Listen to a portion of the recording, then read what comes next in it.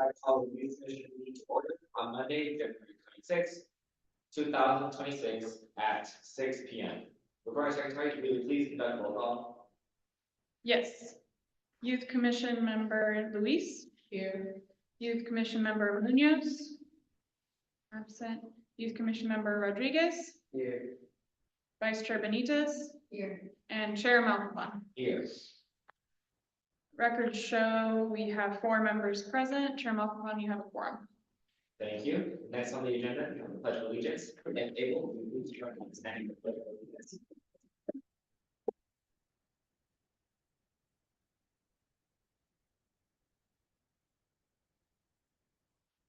The flag of the United States and to the republic which stands under God, indivisible, with liberty and justice for all.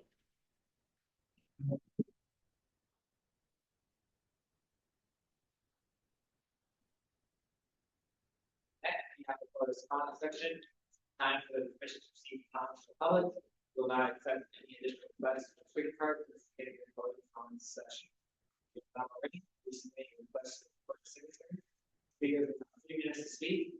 For speakers on Zoom, less than 9. Well, click the button that will raise your hand now to be the speaker team once public comments commence. Recording secretary, do you have any in-person or Zoom public comments? At this time, there are none. Thank you, Madam Secretary. Next is the consent calendar, items 1 and 2. Commission members, are there any items you wish to pull from the consent calendar? Is there a motion to approve the consent calendar? Motion to approve. I can have a motion. Madam Secretary, will you please conduct a roll call vote? Yes. Motion by Vice Chair Benitez and seconded by Chair Malvabon to approve items 1 and 2 of the consent calendar. Youth Commission Member Luis. Yes. Youth Commission Member Munoz. Absent. Youth Commission Member Rodriguez. Yes. Vice Chair Benitez. Yes. And Chair Malvabon. Yes. Vote is 4 ayes, 0 nays, and 1 absent. That motion carries. Thank you. Now we move on to the information item section of the agenda. I will turn it over to Parks Operation and Community Services Deputy Director Tim Pagano to introduce the Senior Services section highlight. Thank you, Chairperson Malcolm. It's my distinct pleasure, seeing that we're in the Santa Ana Senior Center, to introduce Juan Lara, who is our Recreation Community Services Supervisor with oversight of our Senior Services section, who's going to be providing a brief presentation to highlight all of the Senior Services section programs, activities, and events that they conduct on a day-to-day basis. So without further ado, Mr. Lara. Good evening, commissioners. Good evening, staff. Welcome to the Santa Ana Senior Center. Again, as you've already heard, my name is Juan Lara, and I am the Recreation Community Services Supervisor responsible for senior services for the city of Santa Ana Parks and Recreation. We just want to make sure that the presentation is on screen, so bear with us in a minute while we handle these minor technical difficulties.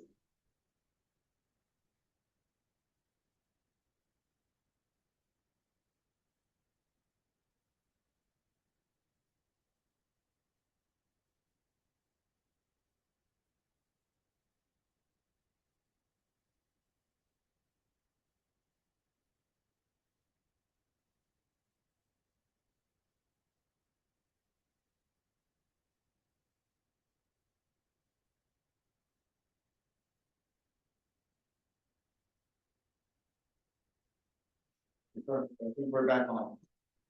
All right, so again, senior services for the city of Santa Ana is a high priority, and we have 2 senior centers in our city. The first one being the Santa Ana Senior Center, where we're meeting today.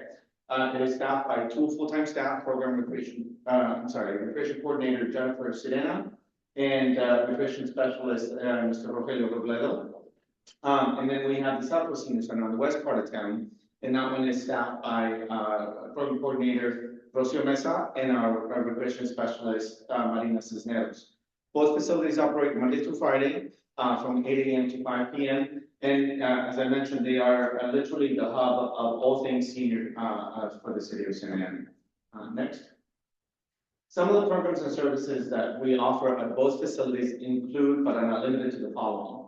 Recreation and fitness art activities, ranging anywhere from arts and crafts to Zumba, classes and seminars, covering anything from nutrition to fraud prevention, Spirit Week activities that are all connected to our monthly, special events. As you can see, this facility is beautifully, decorated for our recently held Lunar New Year celebration that it happened here last Friday.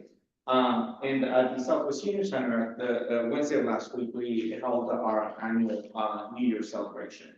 But again, the staff worked diligently to come up with a variety of different Spirit Week activities that then our seniors get to participate and get excited about our events and activities at the center. We also host a congregate lunch program at our facilities that is Monday through Friday. Starting at 11:30. It is free, to all of our seniors. Donations are accepted, but obviously also if members of the public are interested in coming and partaking in the lunch, then they are still required to register, but then they are charged a $5 fee per meal. We also host a commodity distribution program that provides non-perishables and other canned goods, not only just to our seniors, but to the community at large. And these distributions take place twice a month, and it is based on the family last name. As I mentioned already, and I'll cover in a little more detail, but we have monthly special events at our facility, and our monthly special events are very, very popular. Highly attended events. They are all based on a theme per month. Again, you get to see a little bit of an example of the staff to really make it a very festive atmosphere for our seniors. We also have a very exciting and popular excursion program, which we're going to need a little more detail about shortly. And then, our vital transportation program that provides very valuable transportation services to our seniors. Next. As it pertains to our special events, they're all about friends, food, and fun. They are monthly themed events, and they include live entertainment, delicious food, and exciting raffle prizes. But really what our seniors enjoy the most is dancing. So I understand, commissioners, you're all still in high school, but maybe during your spring break, if it coincides, or during your summer breaks, please try and come out to our special events and bring your dancing shoes, because the seniors will expect for you to dance with them. Okay? So, but that's our special events. Annually, we also host our International Older Adult Celebration. This is a very, very large-scale event that takes place at Jerome Park. It is connected to the International Older Adult Celebration that it happens nationwide. So our effort here in Santa Ana will take place on Friday, October 2nd, from 9 a.m. to 1 p.m. It is completely free, though we do require an encouraged registration. But there's an abundance of resources, a lot of, fun entertainment, very good, nutritious, and delicious food, and the health screenings that our seniors also rely on to keep themselves healthy and active. One of the highlights of this event is also the opportunity that our seniors have to actually also perform and showcase their talent. So if you have not experienced that event as well, and again, we invite you to join us if you happen to be available. But obviously, if you also have seniors as part of your family unit, encourage them to participate and become active, members of our senior center and enjoy our events. Next. Our excursion program is very, very popular with our seniors, as I had already mentioned, and that we try and host as many excursions as possible based on the budget that's allocated for that particular activity. So we are kicking off our excursion program this year. Next month, we're taking them to the Natural History Museum in Los Angeles. In April, we will be going to the Huntington Library in Pasadena. In May, we will be taking them to Placita Olvera, but this will be a train experience for our seniors. So they'll be meeting at the train station, jumping on the train, heading down to Placita Olvera, and then enjoying, a good portion of the day there, and then, jump back on the train and return home at the end of the day. The Getty Villa will be in June. Last year, we took them to the Getty Center. This year, we're taking them to the Getty Villa. Then in July, we'll be going to the OC Fair. Now, again, to maximize our resources and our funding for the OC Fair, which is more of a local and accessible, attraction, we'll be transporting them in our, senior transportation shuttles. So for all other excursions, minus, as I mentioned, which will be going on the train, we, contract charter buses, for seniors so that they can travel to these destinations in comfort. But for the OC Fair, they will be, taking advantage of a shuttle service back and forth from the fairgrounds to, their respective senior centers. In October, they really enjoy going to Old Town San Diego. By then, it's kind of decorated, the other was retro style, so they really, really love and enjoy that experience. And then finally, in November, we take them to the Citadel outlets to help them to get a jump start on their Christmas shopping. This is again a very, very popular program. As you can see, though, the picture that I shared is of our Disney trip that we took them on last year. This was the first time ever that we had the opportunity to take our seniors to Disneyland, saying we saved on transportation by using our shuttles, but then we were able to, with our budget, accommodate admission for 88 seniors.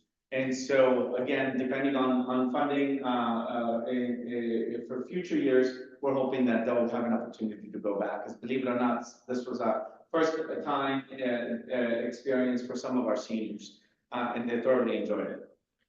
Next. Now, our senior transportation program, this is a vital program that the city of Santa Ana is very fortunate to offer to our seniors. We are a small but mighty operation. We have 3 vehicles on our fleet, and they are staffed by 3 full-time drivers. Now, the transportation program primarily focuses on providing door-to-door service to our seniors. That means they're picked up at home, and they are brought over to the senior center of their choice. Once they're at the senior center, they can also participate in our weekly shopping trips and then our exciting field trips. Now, as I mentioned, we do use them for the OC Fair and for Disneyland when we did manage to take them. But then we also do more of the local attractions. So we take them to our city parks, so they can also get familiar with our park system, and in the process get some exercise, while walking around and exploring and appreciating our parks. We take them to farmers markets. We take them to shopping centers and the like. So again, what we try to do with these type of activities is also not only to help them to get familiar with the surroundings and appreciate what our city has to offer, but also to take care of some of the essential needs that they have when it comes to shopping, either for groceries and or other needs that they may have. But at the end of the day, then they are transported back home, and a little tired, but with a sense of accomplishment, but also with having enjoyed the time that they spent at the facility and with their peers. Next. Now, we have also a specialty program that focuses on really just providing seniors with the opportunity to make new connections and to continue to support each other, in their efforts to, enjoying it every day. Now, we have focused on the educational component of this program to be English, either for Spanish speakers or for our Chinese speaker population that is primarily served out of the Santa Ana Senior Center here. We also have gardening clubs that are, starting to flourish, no pun intended. And then we have our very popular movie matinees. So the first Monday of the month, Santa Ana Senior Center hosts their Monday matinee, and then the last Tuesday of the month, Southwest Senior Center holds their Tuesday matinee. And today at Southwest Senior Center just completed their first matinee of the year, and they showed the Princess Bride. And we have close to 50 seniors there this afternoon, so they really thoroughly enjoyed it. We also host billiard tournaments. And so we hold tournaments at each senior center independently, and then the winners of those tournaments face each other off, versus each other, and try and win the title of the best billiard player in the city. We also host quarterly talent shows. Again, like I told you, we have seniors that have a multitude of talents, from singing to dancing to poetry, and the like. So we do want to give them an opportunity to continue to not only practice and hone on their skills, more so to showcase them to their friends and families, because we open those opportunities for the families to come and see and applaud them for their efforts. We also have a table tennis program that is also picking up in popularity, and ultimately, as I mentioned, the walking club, which is supported by our transportation program. Okay, next. Now, we primarily rely on the city's general fund to provide the facilities and the programs that I offered. But obviously, we cannot do it all with just that particular funding and support. So we rely heavily on partnerships with a variety of organizations, at the local level. So I'll just give you a brief rundown of some of them. The Meals on Wheels program is the one that provides not only the meal service at both of our senior centers, but they also provide a home delivery program to homebound seniors. Santa Ana College is the entity that also supports and provides the instructors for a lot of our classes, since obviously they have the experience and the educational background to do so. Amistad Medical Clinics is the one that sponsors the entertainment for monthly special events. They also provide the raffle prices for our special events, and then they conduct health screenings during our special events. The County of Orange Office on Aging, they primarily handle anything to do with Medicare and Medi-Cal. So they're a vital partner for us in then just hosting those individual appointments at our facilities. The Assisted League of Santa Ana has been a tremendous partner with us. Throughout the year, they do quite a bit, from providing vouchers for their own gift shop for our seniors to go and then, shop for whatever they may need. But also the most meaningful, contribution that they make to our operation is the Adopt a Senior program. So each year for the last 3 years, they've adopted 50 seniors at each of our senior centers and provide them with whatever they've asked on their wish list. And that is a huge, huge help to our seniors, especially during the holiday season. The Santa Ana Public Library, they also come on site, and they're primarily focused on providing technology support for our seniors, but obviously also encouraging them to continue to read by now working on establishing a reading club at each of our senior centers. Community Legal Aid of Southern California, obviously, as their own name states, they are the legal experts. So they also have one-on-one appointments with our seniors at each of our facilities in dealing with any legal matters that they may, need some assistance with. So they're also a very, very good partner. But the last two that I want to mention are also the ones that have come on board recently and have been a tremendous help. The first being Tuscany Espresso and Coffee. So they have committed to provide, coffee and pastries at all of our talent shows, at most of our special events, and then they'll be the ones that will be providing the catering for our international older adult celebration. The SCAN health plans, they actually have adopted our coffee bar, so they have provided financial support for our coffee operations, and then they're also a big partner financially for our international older adults. So again, it is because of these organizations and these businesses that we're able to do as much as we do for our seniors, but there's always room for more. So if you ever hear of anybody that is interested in supporting senior services, and again, they have either an organization that they run or work with, or a business that they own or manage, please send them our way. I'll be glad to discuss with them how we can partner. Okay, and next. Now let's have a variety of volunteer opportunities for our seniors to learn, and or spend time with others. So as the description says, Senior Services is looking for volunteers to share their time and talents with our seniors.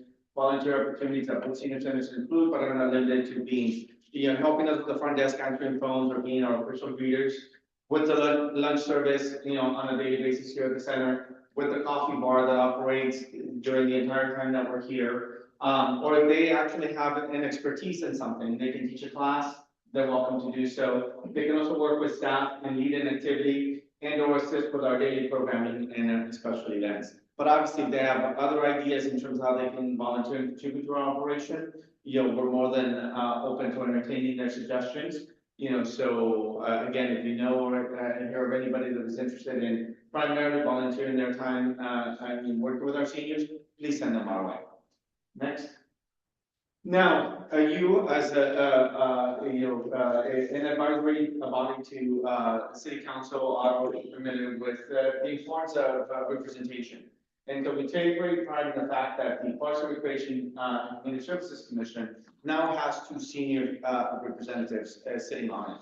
Now, you guys are way too young to eventually serve on the commission, but if you're around by the time you reach the age of 55 and continue to live in the city of Santa Ana, please consider now, extending your service over onto the, Parks and Rec Commission as a senior representative. But again, these are the requirements, Santa Ana resident, minimum age of 55, be a registered participant at one of our 2 senior centers, be willing to commit and serve for a minimum of 2 years, attend the monthly meetings, and then be an active advocate for seniors. So, we again are very, very thankful, Ms. Sylvia from the Southwest Senior Center and Ms. Nancy from the Santa Ana Senior Center, for their service on the commission. So, I already thanked them at the meeting last week, but I want to thank them again.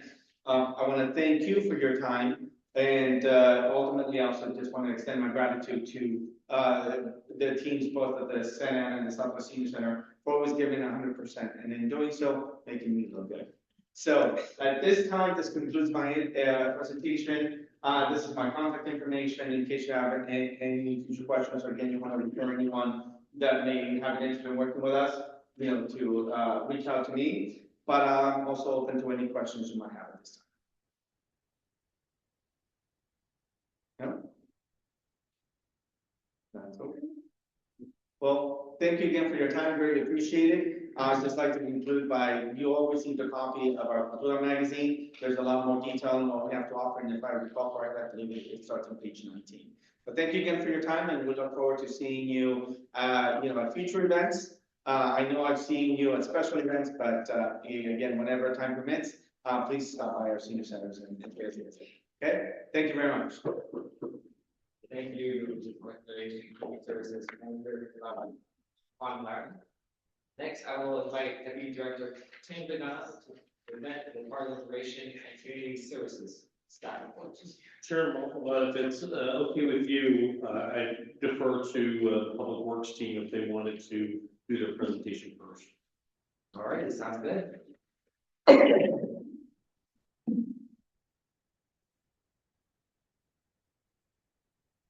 Now I'll turn it over to the Park Services Superintendent, Jorge Acevedo, and Public Works Senior Civil Engineer, Robert Taylor, to present the Public Works Agency's Park Services Staff Force.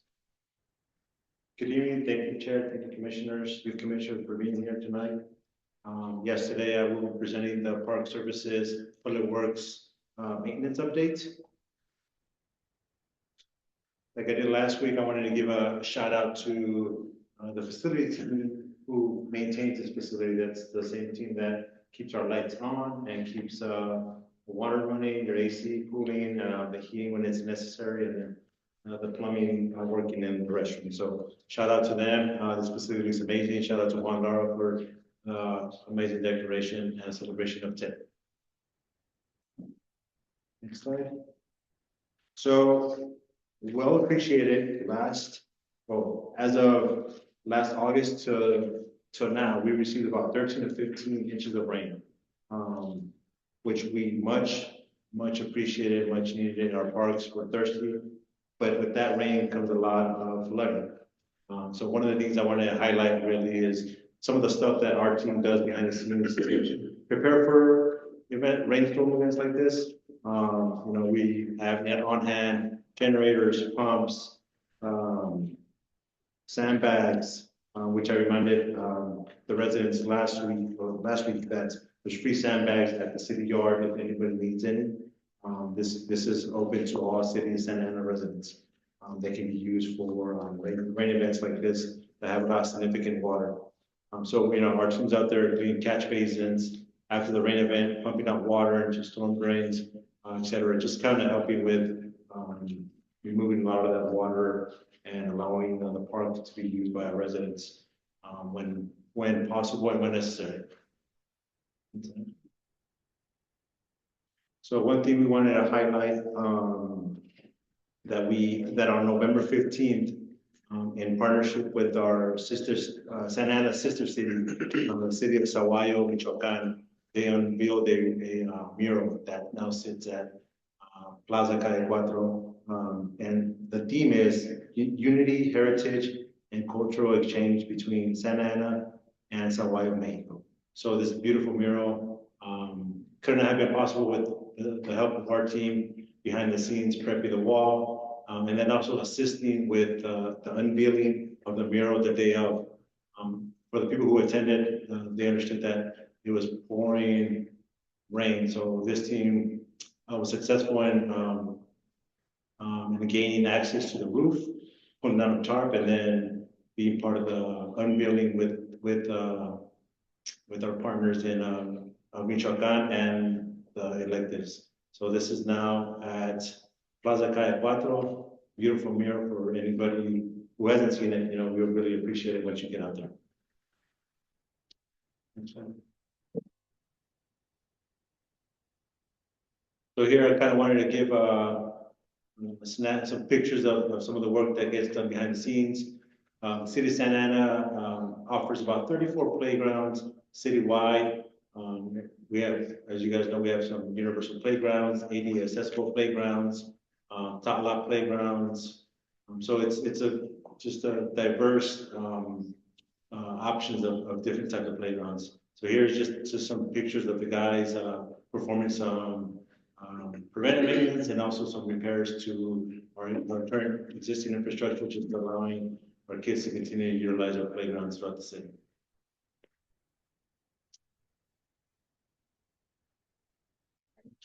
Wasn't.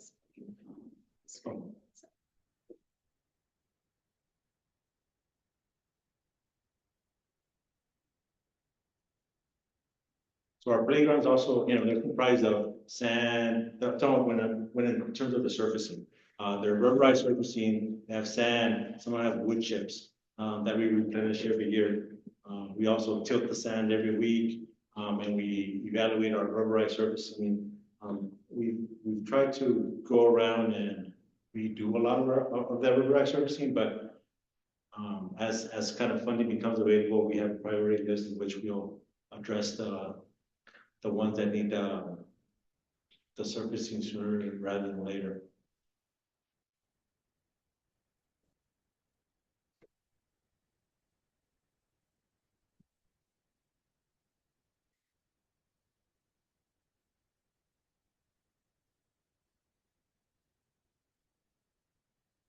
I can get started. Yeah. So with that, I'll push it over to our engineer to talk about some amazing CIP capital projects happening in our park system.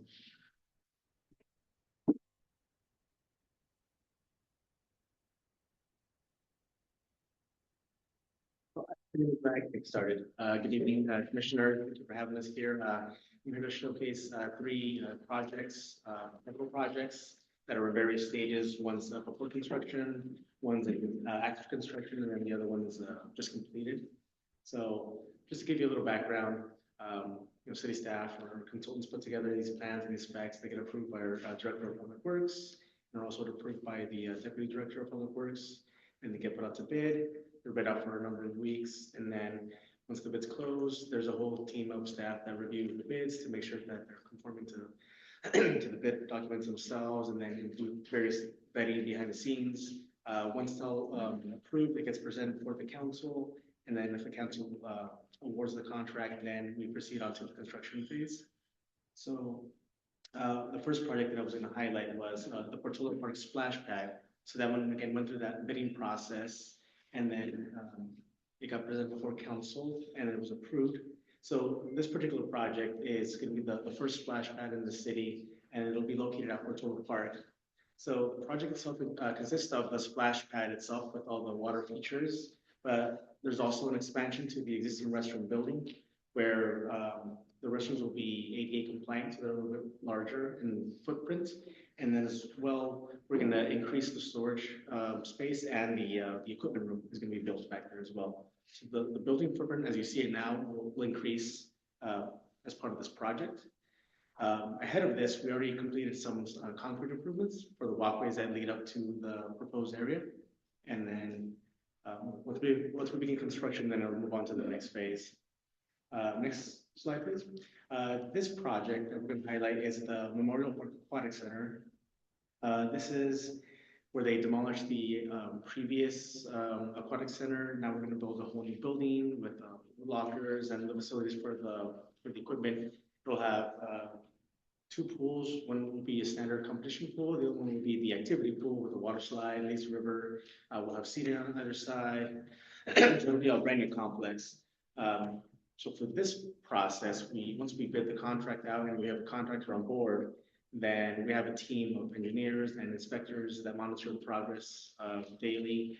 And then we also have a team of contract administrators and other staff that help us through the process of managing the contract itself with the contractor. And next slide.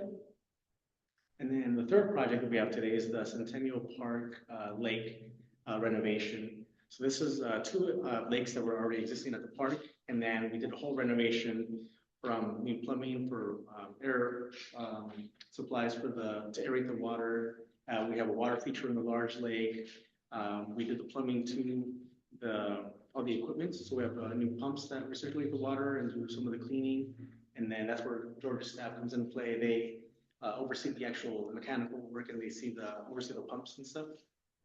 And then for this one, once the construction is completed, we go through a process of closing out the project for make sure that all the payments of the contractor are issued or any payments that are due to any consultants are already paid out. And then we close out the project with our finance team, and then the project is complete.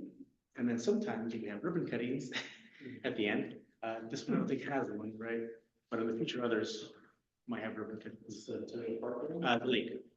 It was part, I think it was part of, it will be part of the dog. Okay, down the road. Okay, sounds good. Any questions for me at this point? Not for us. Not for us, yeah. Thank you very much. Yeah.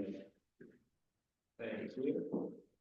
Next, we will have, the human services man, no, sorry. The Deputy Director Tim McGonis presents the Parks, Recreation, and Community Services Staff Report. Thank you, Chairperson Malcolm, and good evening, members of the commission. I'm going to give our team a second to pull up the presentation, but happy to share with you what we have been doing in the Recreation Division during the last couple of months. This is typically considered our slow time in recreation.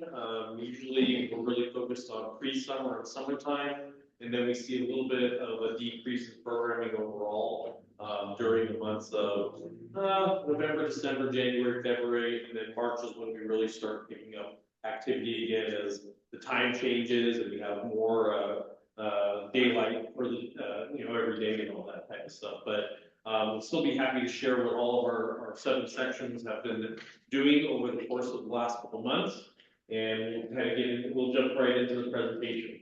So starting with our athletic section, we're currently in our boys basketball season. It began in December, and we have 460 participants.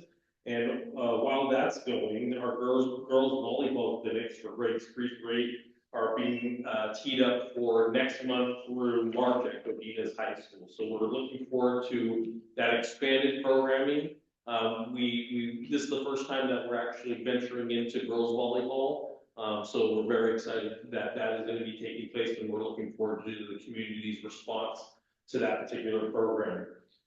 Registration for our Santa Ana Adult Softball League has already been taking place, but games started about a couple of weeks ago. So we're already in, I think about the 3rd week of our Adult Softball League, and those games take place over at Jerome Park.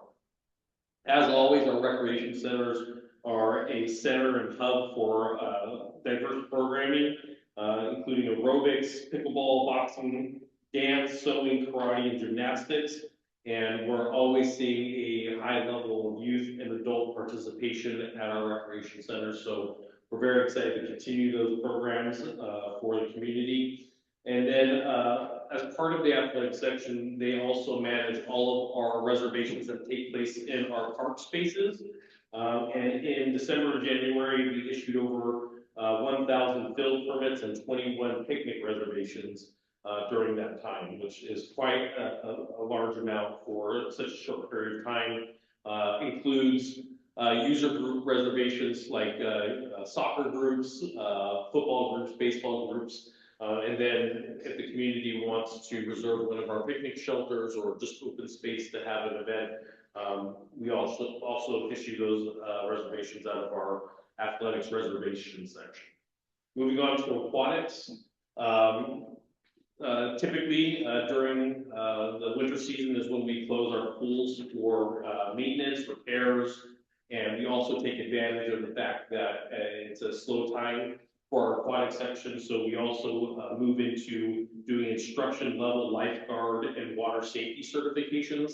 I think I've talked about this quite a bit in terms of giving you guys a snapshot of what it takes to be a lifeguard, but there's a lot of certification and recertification that takes place, right? And what we've done, I think it was just recently, probably within the last week or so, there were about 10 to 12 individuals that came out to Jerome Pool over the course of 3 days, and they actually went to certify as lifeguard instructors, which is in the realm of lifeguard certification. You have your lifeguard certification, you have your lifeguard instructor certification, and then you have your lifeguard instructor trainer certification, right? And so basically what that means is it gives you the ability to train the lower levels, right? So essentially what we did is we took 10 of our lifeguards that have been with us for about 3 years now and offered them the opportunity to become lifeguard instructors. So now they can assist us in training some of our new lifeguard recruits for the upcoming season. So it basically keeps all of our training for our lifeguard and our lifeguard candidates in like a closed circuit. So we're able to do that at a very economical rate. Typically, lifeguard certifications cost $350. By doing it internally, we're able to certify our guards at $55 per certification. So it's very economical for the city and for our guards as well too. So we're happy to continue to build on that business model, and we're excited to see how many guards we get for the upcoming 2026 season. Our aquatics team continues to collaborate with the American Red Cross, Kaiser Permanente, Operation Splash Program, and the USA Swimming Foundation. We recently applied for new grant cycles for each one of those partners. So we're waiting to hear back on whether or not we will receive supplemental funding so that we can continue to offer scholarships to the community, so that a $55 lesson is really a $15 lesson to a resident, which helps immensely in terms of making sure that they're able to take multiple lessons throughout multiple sessions over the course of the summertime, because just because you take one session of swimming lessons doesn't mean you're a proficient swimmer, right? And we want to make sure that the community understands that, because just because you had a swim lesson doesn't mean that you're okay to have your kid go swim in the apartment complex pool all by themselves and everything. It still requires a lot of attention and oversight to make sure everybody's safe. In addition, we recently secured a grant providing 25 U.S. Coast Guard approved life jackets from the Association for Aquatic Professionals. That was a nice added value grant that we received, and essentially it will help out their recreation swim. So kids that are really proficient during a rec swim, they have the opportunity to put on those life jackets and be able to participate just like anybody else. Our lifeguard recruitment season is beginning now, and we intend to put out a new ELL, Emerging Lifeguard Leaders Program, starting next month. And we have 2 hiring fairs that will be taking place in March and April. So anybody that is 16 years of age that wants to work in our aquatic section or in any one of the sections that I'm sharing with you today, be on the lookout for those job announcements so that you can submit an application and go through our hiring fair process. Let's move on to our community engagement section. So what you have in front of you is our winter spring 2026 edition of the Cultura, hot off the presses.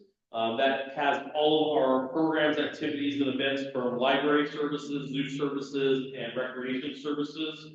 Now from February to May of 2026. So we have a team here that put to get that publication together for you, and just want to congratulate them on a great publication and putting that all together. Have we already started delivering? Yeah, so if you subscribe to Receive Cultura, those should be out in the mail, and they're located at all of our community centers and recreation centers as well. Our engagement continues to rise in social media, with Santa Ana Parks reaching over 10,000 followers, now 10,005. So that's exciting, and there were 148 posts published between November and December 2025, updating the community on all the activities, events, and programs that we offer. Very exciting news, we have new tiny level sponsorships that include VinFast Auto and Robinson Pharma Inc. at $10,000 each for the Tet Lunar New Year Festival. And that is essential for us as we go into budget development. We, as the Parks and Recreation Department, we get 3% of the city's overall budget, right? And so in order to keep on providing these cultural events that have a positive impact in the community, we need to find ways to make sure that we're continuing to add value to these events. And a lot of times we rely on our sponsorships through financial and in-kind donations. So the community engagement team has been very successful in securing those sponsorships. And we're happy to have VinFast Auto, Robinson Pharma, and Raising Cane's. It has just been added as a sponsor of the Tet Festival coming up too. We are also in the midst of negotiating with the Anaheim Ducks to renew their support for multiple citywide cultural festivals, and we will be exploring a new floor hockey program with them as well too. We're very excited about that.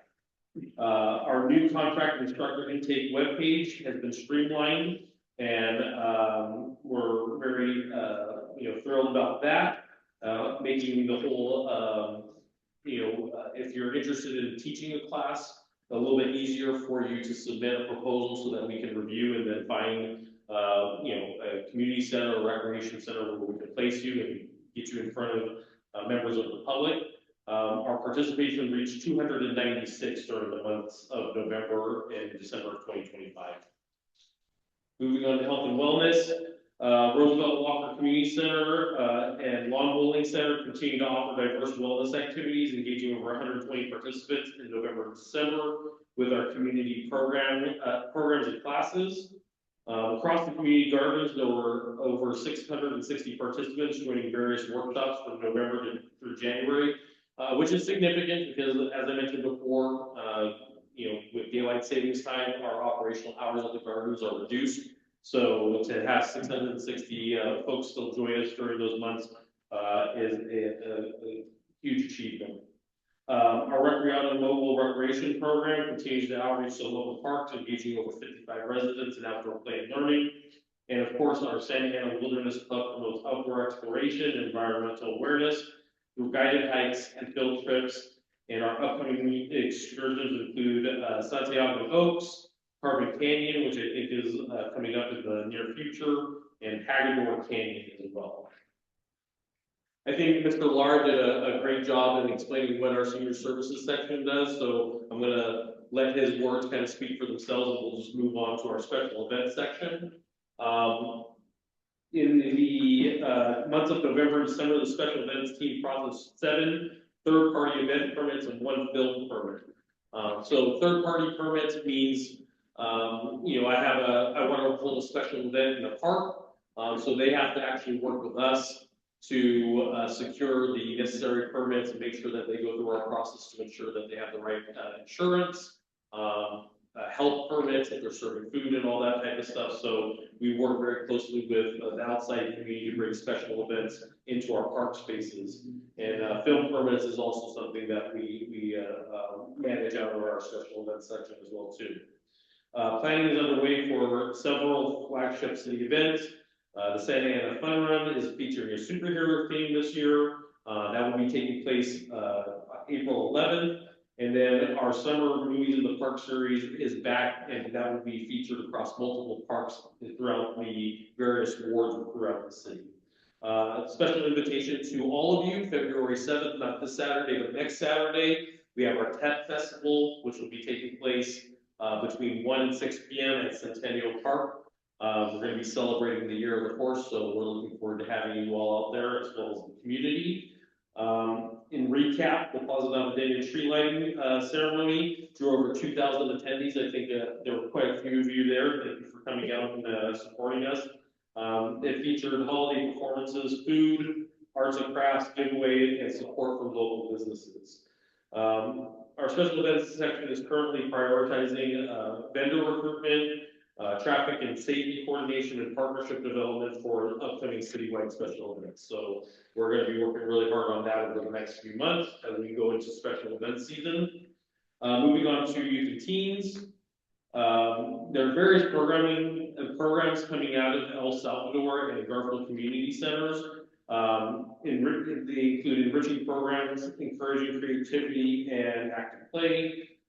Seasonal excursions for our teens offer new learning and social experiences. I think roller skating was part of that. How many of you guys go? You guys should go roller skating anyway. It's a fun activity. It also is very humbling as well too, if you've never been. Seasonal events include fall camp, journey to the North Pole open house, and a winter wonderland celebration. And we're going to continue to have those celebrations that really engage the local community to come out to those respective centers. And then our youth and teen team actively collaborates with health and wellness, sports and library programs for cross-center activities and outreach as well. And I think we'll skip this just because it's just a recap of everything I just said. So if there's any questions or any questions that you may have that I may answer, please feel free to do so at this time. Thank you very much. I did have one question. Sure thing. On the athletic section, that you had the girls volleyball going on, but I was also wondering if you had anything for boys, or is there anything that could? Boys will be taking place when the girls basketball program takes place. So ultimately, how we're structuring it is when boys basketball is playing, girls volleyball will be taking place, and when girls basketball is taking place, then boys volleyball will be taking place. So it gives, we're focusing in on obviously, girls and boys basketball, but we want to give the alternative to those, that are not active at that moment in sports or anything like that. An opportunity to participate in something in expanded programming. So there will be a boys volleyball opportunity in the future. All right, thank you. You're welcome.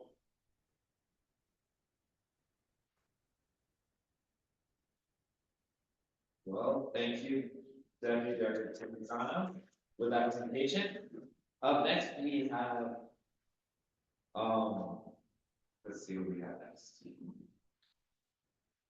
I will now turn it over to Executive Director Cox Scott to lead the Future Youth Commission planning discussion.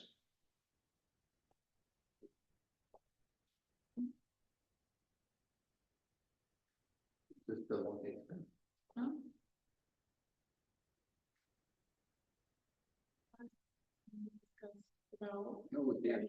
About like having an answer. That's right.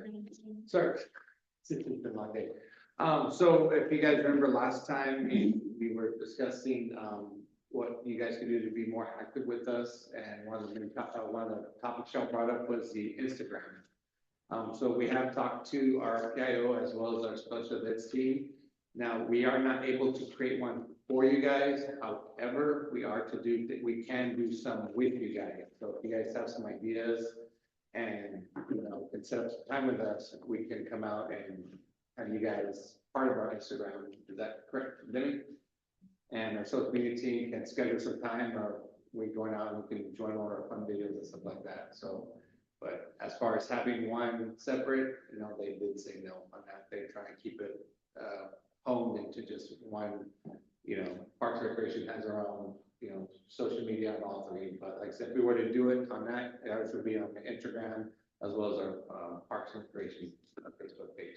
So if there's something you guys want to do or something to get involved with, or I can ask my team if we ever want to get our youth involved, we can maybe set some time to where you guys are available after school or maybe on weekends to do a fun post with us or help promote one of our special events, or just have some fun with some of our team where they promote the Cultura or something like that.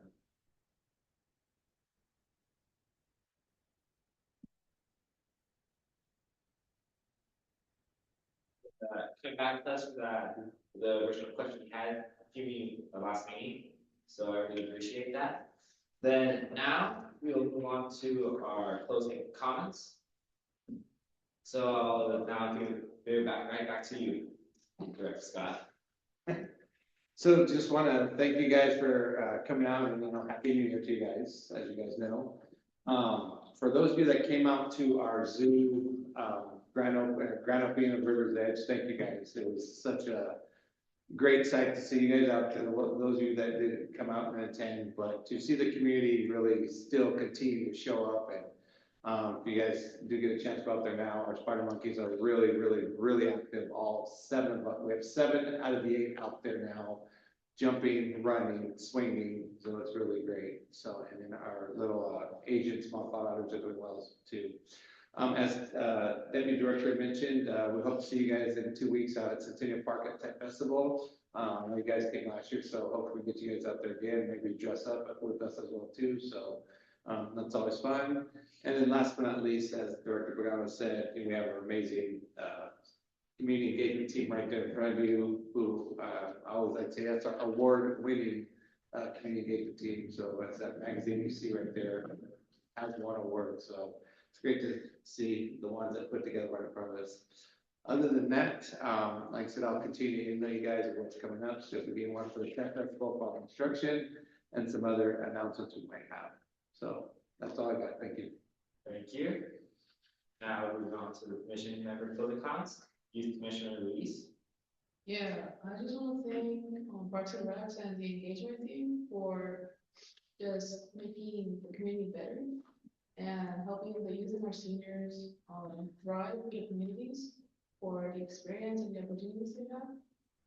And hopefully you guys get funded more, because you guys do an amazing job for the community and the youth. That's all. Youth Commissioner Rodriguez. I just want to say thank you for everyone who presented. I was given very valuable insight, and as Executive Director Scott said, I was very happy to see a lot of engagement at the zoo for the grand opening of River's Edge. And yeah, that was all I want to say. Thank you. Vice Chair Benitez. I just want to thank everybody for coming out, and I'm very happy to hear for the girls volleyball. That's very exciting news. And thank you.